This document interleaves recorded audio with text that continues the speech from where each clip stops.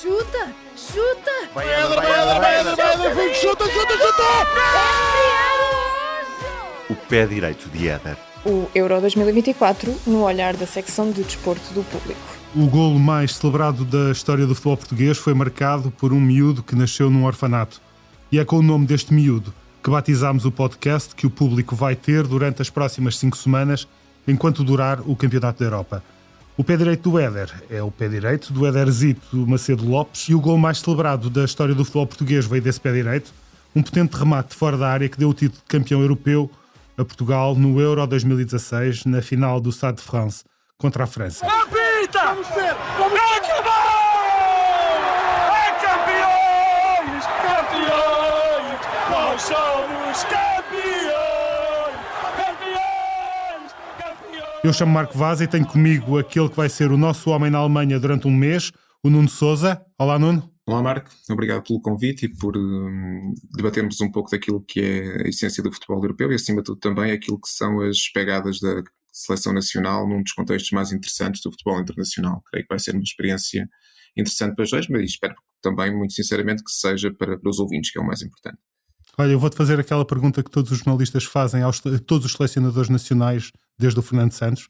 Já tens a mala feita para estar mais de um mês na Alemanha? Preparado para o melhor, aliás. O melhor dos cenários é aquilo que os portugueses, que tem faltado um bocadinho aos portugueses nos últimos largos anos, que é, se calhar, sonhar um bocadinho mais alto do que normalmente a nossa mentalidade nos permite almejar.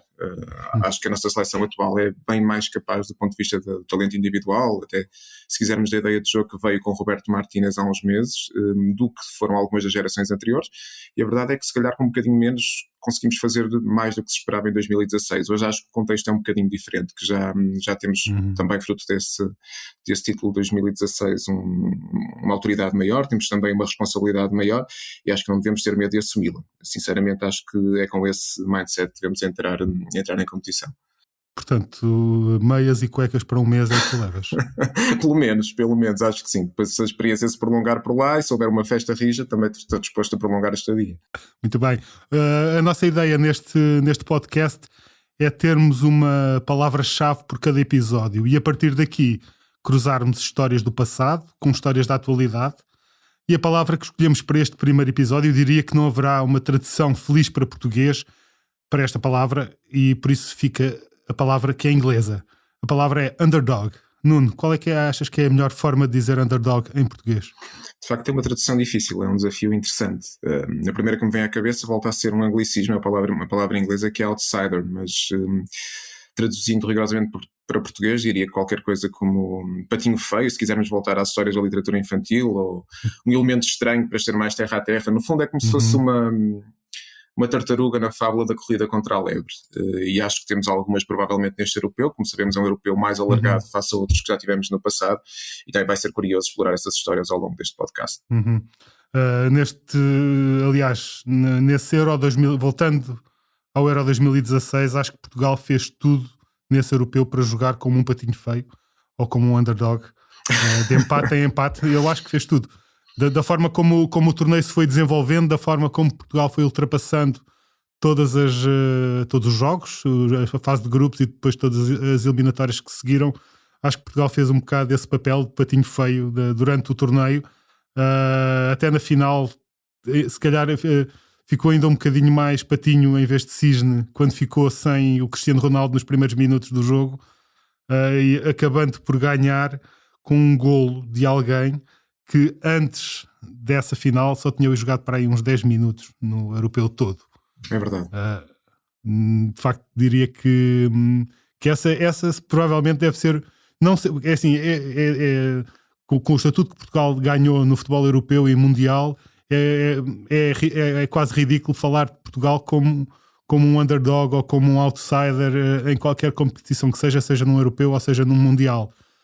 Mas a verdade é que naquelas circunstâncias específicas Portugal acabou por se tornar um pouco o outsider e estava a jogar em casa da seleção que queria defrontar na final, não é? Absolutamente, eu diria que se olharmos apenas para o talento intrínseco da seleção, que dificilmente colocaríamos Portugal no prato da balança dos outsiders, mas em rigor, olhando para aquilo que foi o trajeto na fase de grupos, sempre com dificuldades tremendas em conseguirmos impor o nosso futebol, com 3 empates consecutivos, com um apuramento in extremis, se quisermos.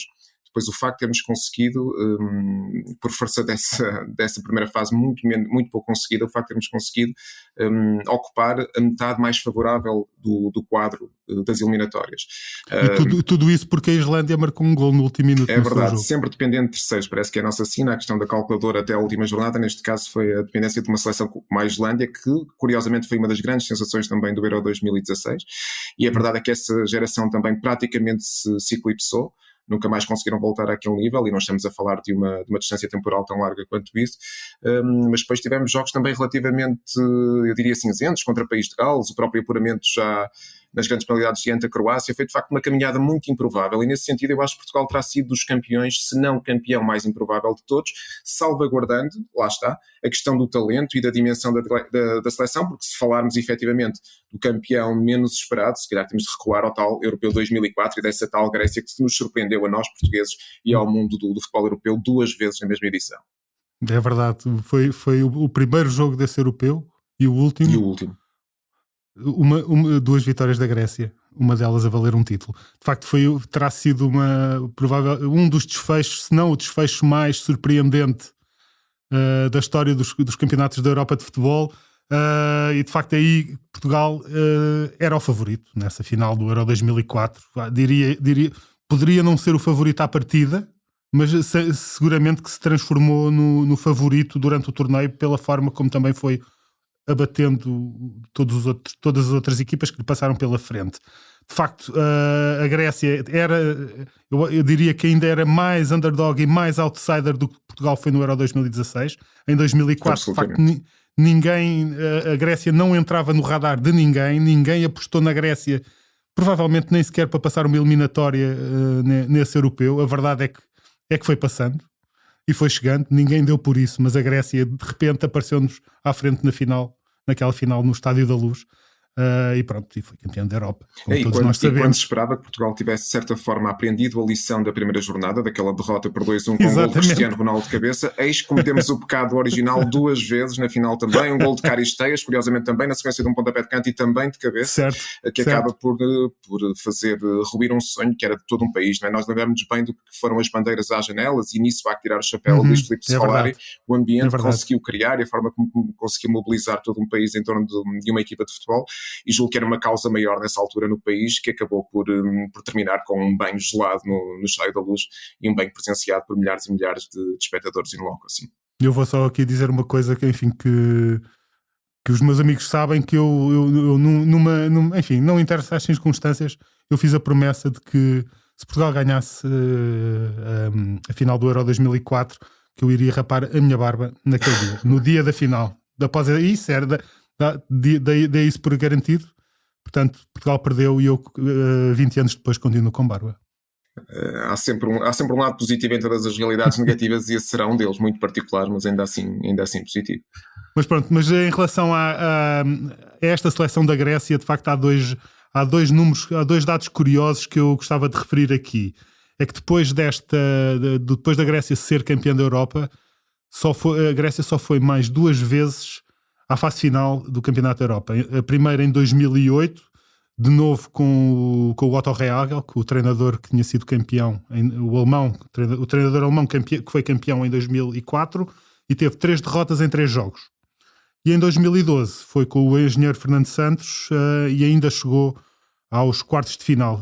Uma coisa ainda mais curiosa em relação a isto é que a Grécia foi 3 vezes consecutivas à fase final do Europeu, quando ainda só participavam 16 equipas. A partir do momento em que começaram a participar 24, que é praticamente metade do número de equipas que estão filiadas na UEFA, que são 51, a verdade é que a Grécia nunca mais foi a uma fase final do Europeu. De facto, eles provavelmente, como o torneio começou a ser para muita gente, eles não gostam muito de confusão, se calhar preferem ficar em casa e fazem de propósito para não ir aos europeus. E de certa São demasiadas forma, equipas. eu diria também com um traçozinho de humor, eu diria que a maior parte dos espectadores mais aguerridos de futebol agradecerão, porque se nos lembrarmos dessas duas participações da Grécia na fase final, independentemente do triunfo em Portugal, a verdade é que foi um futebol tão sem saborão, tão pouco interessante, tão conservador, se quisermos. Havia 2 ou 3 jogadores que inclusive passaram muitos anos pela Liga Portuguesa, o Katsuranis do Benfica, o Caragonis do Benfica também,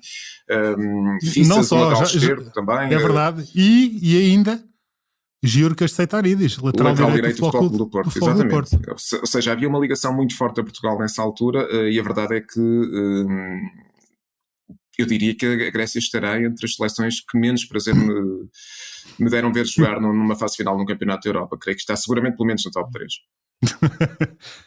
Isso, e Portugal campeão da Europa em 2016 deu obviamente prazer pelo desfecho, claramente, pelo desfecho, por aquele momento completamente inesperado e quase anticlimático de ver um jogador como o Éder sair do banco e resolver uma partida daquela importância, com aquela magnitude, com aquela entourage toda, e percebermos isso quando aparentemente tudo jogava contra nós, sem a referência no ataque, sem grande possibilidade de ter tanta bola como estávamos habituados a ter contra uma seleção que era super favorita por todas as razões e mais alguma, conseguimos tirar esse coelho da cartola e foi uma vitória à portuguesa no sentido em que totalmente inexplicável de certa forma. Ora bem, continuando na equipa de todos os teus pesadelos futebolísticos, a Grécia, há outro dado curioso que eu não posso deixar de falar, porque eu tive a olhar para as biografias de todos os jogadores campeões europeus pela Grécia em 2004 e cheguei a uma conclusão muito curiosa. É que há mais jogadores dessa seleção a irem para a política do que a serem treinadores de futebol. E um deles, que era o capitão de equipa, consegues adivinhar quem era? Ainda te lembras? Quem era o selecionador e o considerado o melhor jogador desse Euro 2004? Não me lembro já quem era o capitão na altura. Não era o Caragonis. Não. Não me recordo, sinceramente. Teodoros Zagorakis. Exatamente, que era um médio centrocampista também relativamente evoluído, mas, se bem me recordo, já com muito pouco andamento para a intensidade do Euro 2004, o que fazia também jus ao que era um bocadinho de futebol da Grécia na altura. Certo.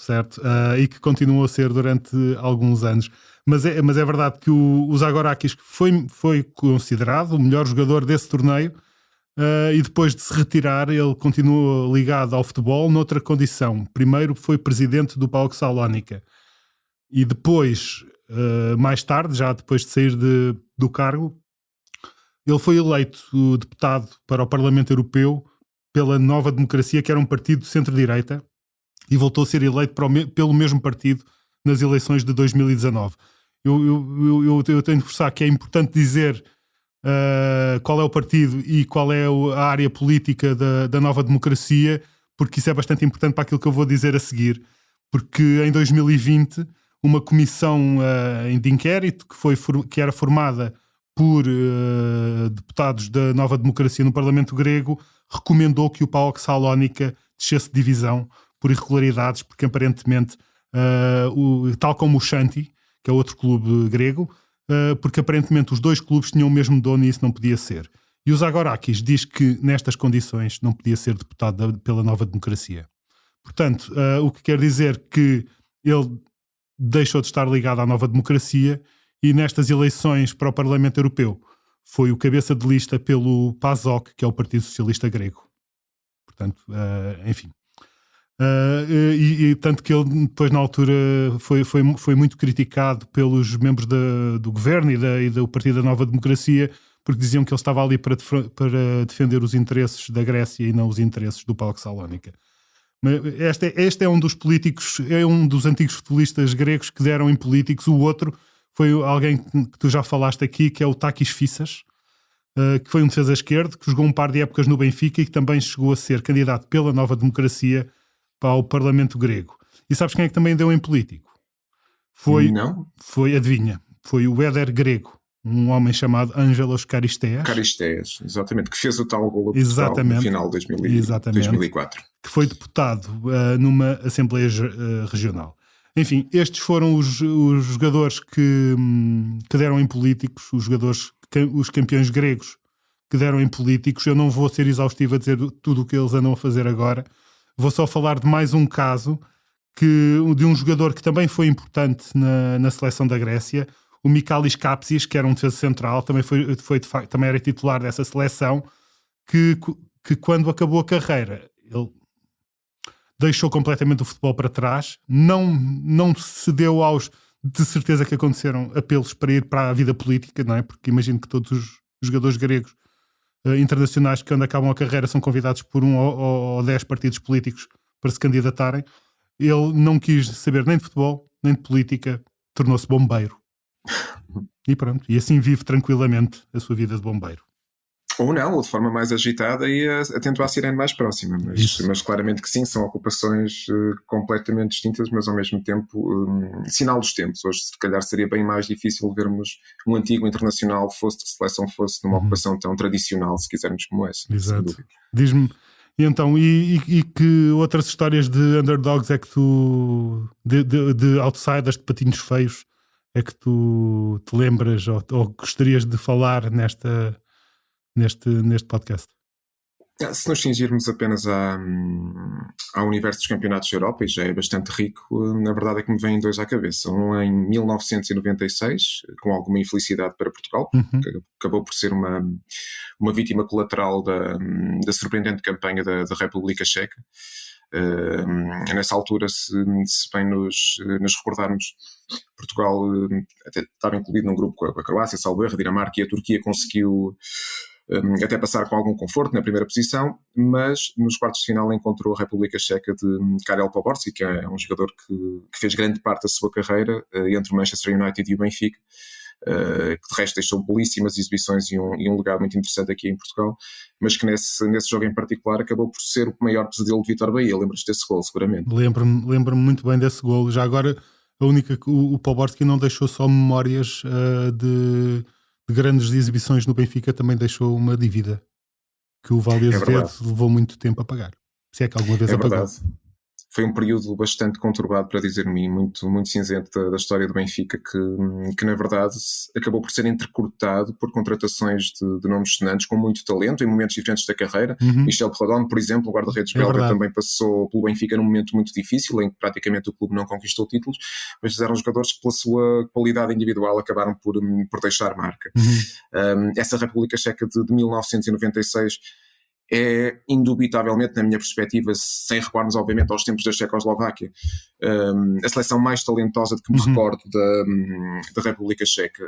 Eram jogadores bem acima da média para aquilo que tem sido o padrão dos últimos anos. Tínhamos Pavel Nedved, tínhamos Patrick Berger na frente, mas o que me recordo mais dessa campanha da República Checa, que foi também construída, se quisermos, aos tropeções, aos repelões. Começou, curiosamente, com uma derrota com a Alemanha, se não estou em erro, por 2-0, e a partir daí, quando a equipa parecia praticamente afastada, porque pela frente na fase de grupos ainda tinha a Itália e a Rússia, a verdade é que eles foram sempre sendo capazes de superar as expectativas. Venceram a Itália, empataram com a Rússia e acabaram por se qualificar para os oitavos de final, para os quartos de final, desculpa, que na altura não havia equipas suficientes para se fazer os oitavos, para os quartos de final com os mesmos pontos da Rússia, em igualdade pontual. Depois eliminaram Portugal com esse tal gol de Poborský, que é um golo tremendo, em que consegue passar por entre 4 jogadores, Oceano, Fernando Couto, Paulo Sousa, passa por entre todos eles e faz um chapéu inesquecível a Vítor Bahia. A verdade é essa. E depois chegam às meias finais e ainda foram capazes de eliminar a França. 0-0 no tempo regulamentar, depois 6-5 nas grandes penalidades. Como se não bastasse, ainda foram discutir o título com a Alemanha, um título discutido até às últimas, e agora pergunto-te se te recordas, o resultado final foi 2-1, ganhou a Alemanha já no tempo extra, no prolongamento. Recordas-te quem foi o jogador da Alemanha que saltou do banco para fazer os 2 golos que deram a volta ao texto e que, enfim, estragaram o supremo prazer da República Checa de sagrar campeão europeu? Eu lembro muito bem, chamava-se Oliver Bierhoff. É verdade, sim senhor. Esse também pode-se considerar assim uma espécie de underdog dentro da seleção da Alemanha, não é? Sim, era um jogador que não tinha a titularidade totalmente, pelo contrário, totalmente assegurada, que vivia um bocadinho na sombra, uma espécie de arma secreta, para usarmos um termo que já esteve mais na moda, uma capacidade muito grande de finalizar, sobretudo no jogo aéreo, um jogador muito forte nesse parâmetro do jogo, e que parecia talhado para momentos icónicos da história da seleção da Alemanha, porque claramente neste caso foi ele que resolveu uma partida que estava muito complicada e acabou por garantir um título que para a Alemanha foi apenas mais um, para a República Checa seria absolutamente histórico. É verdade. De facto, esse europeu que marcou um bocado também no futebol português o regresso de Portugal às grandes competições, não é? Portugal tinha teve um hiato de uma década, não é? Depois do México 86, Portugal esteve 10 anos sem ir às grandes competições, regressou nesse Euro 96 com António Oliveira, era o selecionador, certo? António Oliveira, diria que sim. Foi. Diria que sim, exatamente. Foi sim, Foi, senhor. de facto, Foi. Depois em 2000 foi Humberto Coelho, portanto é sim, verdade, era António Oliveira. António Oliveira, de facto, foi aí que também ficámos a conhecer muito bem e de perto uma grande seleção que curiosamente que tem sido uma das grandes seleções europeias dos últimos tempos, a Croácia, ainda numa versão mais antiga, mas cheíssima de talento. Com Davor Šuker na frente, que era um ponto de lança incrível, de uma qualidade superlativa, sem dúvida nenhuma. Boban, Prosinecki. Zvonimir Boban, sem dúvida, era uma geração muito... Aliás, a verdade é que ao contrário da República Checa, a Croácia teve a capacidade de ir replicando os grandes talentos. É um país muito pequeno, com uma população inferior à portuguesa, curiosamente, e fala-se muito do caso português como paradigmático, mas a Croácia, em termos de construção e criação de talento, também é um caso de estudo. Creio que lhes falta disciplina tática, se quisermos, o rigor no trabalho, a capacidade de se regerem fora do terreno de jogo, na vida privada, mas em termos de talento, compará-los a Portugal, sem dúvida nenhuma. De facto, foram eles que ficaram com a melhor parte da herança futebolística da Jugoslávia, porque, enfim, de todos os países que saíram depois da desagregação, todas as seleções que saíram depois dessa da grande potência desportiva, não só no futebol, mas também no futebol, que era a Jugoslávia, de facto a Croácia foi de longe aquela que mais longe tem, passa a redundância, a que mais longe foi. É verdade. Com múltiplas gerações, com talentos a emergirem de todas as gerações, e vemos também e que duram e que têm uma durabilidade, enfim, é verdade, rara, como se percebe nesta versão da seleção croata, que ainda tem Luka Modric, que ainda tem Brozovic, tem outros, ainda tem Perisic, ainda tem Kovacic, exato, portanto, enfim, não podemos deixar passar este tema dos patinhos feios ou dos underdogs sem lembrar também uma seleção que foi campeã da Europa, que também ninguém esperava, apesar de sabermos que esta era uma seleção que tinha talento. Mas caramba, estou a falar da Dinamarca, campeã da Europa de 1992, a dinamite dinamarquesa, os excursionistas nórdicos que estavam de férias e que ganharam aquilo tudo depois de serem convidados, lá está, para ocuparem o lugar da Jugoslávia. O que é que te lembras dessa seleção? Bem, essa talvez seja a história mais marcante e apaixonante do futebol europeu enquanto formato do torneio que conhecemos. Se falámos há pouco de campeões improváveis, esse talvez seja o mais improvável de todos, porque simplesmente nem sequer estava no lote das seleções automaticamente qualificadas para a fase final, como se sabe. Acabou por entrar em cena depois de uma desistência de última hora, enfim, com força de contexto político internacional que pouco teve a ver com o futebol. E a verdade é que era uma seleção com algum grau de organização, mas acima de tudo com mais talento reunido do que aquilo que tem sido a panágio na seleção da Dinamarca nos últimos largos anos. Lembro-me de Schmeichel na baliza, obviamente, porque também deixou um legado tremendo em Portugal ao serviço do Sporting. Lembro-me de Morten Olsen no meio campo, um craque, capitão de equipa, que carregava a equipa às costas. Lembro-me de Jansen, que era um jogador também muito coletivo, no sentido em que se sacrificava pela equipa. Lembro-me do Poulsen na frente e, claro, lembro-me do Brian Laudrup, do Larsen também, mas do Brian Laudrup acima de todos os outros, que talvez fosse o jogador mais evoluído tecnicamente, com mais perfume nas botas daquele 11 inicial, que foi a aposta mais recorrente do selecionador durante a campanha. É verdade, e curiosamente esta seleção não tinha também outro que seria um dos jogadores mais talentosos da Dinamarca na altura, chamado Michael Laudrup. Confesso que já não me lembro bem porque é que ele não... Eu creio que estava lesionado. Posso estar a incorrer em erro, mas creio que sim. É provável, de facto. Enfim, se eles foram campeões sem Michael Laudrup, enfim, com ele teriam sido muito mais campeões. É verdade, enfrentaram... enfrentaram na final, o treinador na altura era Richard Möller, na seleção da Dinamarca, enfrentaram na final uma seleção da Alemanha também muito bem apetrechada, era uma seleção de topo, com Bertie Vogts ao comando, e que tinha Klinsmann na frente, por exemplo, tinha um médio de todo o terreno muito rotativo, que era o Thomas Hassler, muito forte também nas bolas paradas e na meia distância, tinha o Kohler com um dos centrais imperiais no eixo da defesa, tinha o Andreas Brehme como lateral esquerdo, era de facto uma seleção muito... E o Matthias Sammer, claro, no meio campo também. Era uma seleção com muito talento. Eu diria que, com exceção destas últimas competições, a Alemanha tem sempre uma equipa preparada para ganhar a qualquer uma, não é? Sim, é verdade. E também tinha, e agora aproveito o modo para puxar a brasa ao outro outsider que eu me tinha lembrado há pouco, e também tinha no Europeu de 2008, em concreto. Só que nessa altura quem roubou a luz dos holofotes foi mesmo a seleção da Turquia. E aproveito só aqui para fazer um parênteses, a República Checa de 96, a Turquia de 2008, curiosamente estes dois adversários sairão ao caminho de Portugal agora em 2024, é apenas uma curiosidade. A República Checa começou a perder em 1996 por 2-0 na primeira jornada da fase de grupos. A Turquia começou a perder por 2-0 na primeira jornada da fase de grupos de 2008. Sabes contra quem? Não me Portugal ganhou 2-0 à Turquia, um gol de Pepe e outro de Raul Meireles na altura. Pronto, e quando ninguém dava nada por eles, uma derrota contra Portugal, estiveram a perder durante largos minutos contra a Suíça na jornada seguinte, deram a volta ao texto contra a Suíça, e a verdade é que daí até às meias finais, que foi a fase que atingiram, conseguiram, eu diria que são praticamente uma equipa, ou foram praticamente uma seleção com 7 vidas, porque conseguiram contrariar todas as probabilidades, marcar golos quase sempre ao cair do pano, fazer reviravoltas extraordinárias, e com todo o mérito e para surpresa da Europa do futebol na altura, foram afastando a Croácia nos quartos de final e discutiram, lá está, com a Alemanha, por isso tinha chamado a Alemanha aqui à colação, acabaram por cair diante da Alemanha por 3-2 nas meias finais, num jogo em que também conseguiram discutir o resultado até ao final, marcaram um gol aos 88 minutos, a Alemanha marcou aos 90 e portanto eliminou por 3-2, e não sei se lembras de um avançado que na altura foi claramente atirado para a ribalta nesse europeu, e quem depois pouco soube falar, que era o Semi Centuric, lembras-te dele? Sim, lembro-me. Era um goleador por excelência, nesse europeu brilhou altíssimo nível. Do Besiktas, não é? Não. Ele jogou, salvo erro, no grande parte da carreira no Fenerbahçe. Não sei se chegou a passar pelo Besiktas também. Embora o Besiktas, atenção, tivesse uma presença muito forte nesta seleção de 2008. Aliás, nessa altura não era assim tão comum ver um jogador turco fora das leads da Liga Turca. Não. E, portanto, era muito normal que assim fosse. Mas foi claramente uma seleção que fez bem mais do que aquilo que se estava à espera, e nesse sentido tenho a certeza ou a convicção de que se calhar vamos assistir a algumas surpresas deste género dentro de pouco mais de uma semana, quando começar o europeu. Quem é que tu achas que vão ser os underdogs quem é que são os underdogs deste Euro?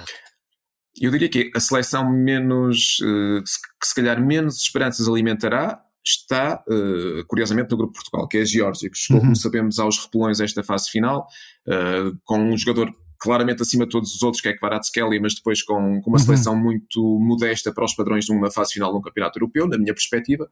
Depois, no mesmo patamar, eu dizia de ausência de favoritismo, se quiseres. Eu colocaria a Albânia, mas uns furos bem acima da Geórgia, já com uma ideia de jogo consolidada nos últimos anos, já criou algumas dificuldades a Portugal nos últimos... chegou a ditar, se não estou em erro, a saída de um selecionador português, que foi Paulo Bento, quando perdeu com a Albânia, e gerou, depois na sequência dessa derrota, a transição para Fernando Santos. Portanto, é uma Albânia que já tem outra capacidade de competir, embora também com muito pouco talento e muito pouca experiência dos seus ativos a nível internacional. Porque, de resto, mais um outro exemplo deste género, mas estamos a falar de seleções já com traqueios na fase final de europeus. E a Albânia também não é a primeira vez que está num europeu. Não, de todo. De todo. Mas claramente que nesse aspecto Portugal não podemos esconder que foi bafejado pela sorte no que diz respeito ao sorteio, porque mesmo na questão do play-off, da última equipa que acabou por sair ao caminho, creio que a Geórgia será, do ponto de vista teórico, o mais convidativo dos adversários. Ok. Então haveria muitos mais underdogs, patinhos feios, não favoritos, que podíamos falar aqui neste primeiro episódio do Pé Direito do Éder, que relembro que é o podcast do Público sobre o Euro 2024. Vamos estar por aqui 2 vezes por semana, uma palavra-chave de cada vez. Até breve e obrigado por estarem desse lado. Obrigado. O Público fica no ouvido.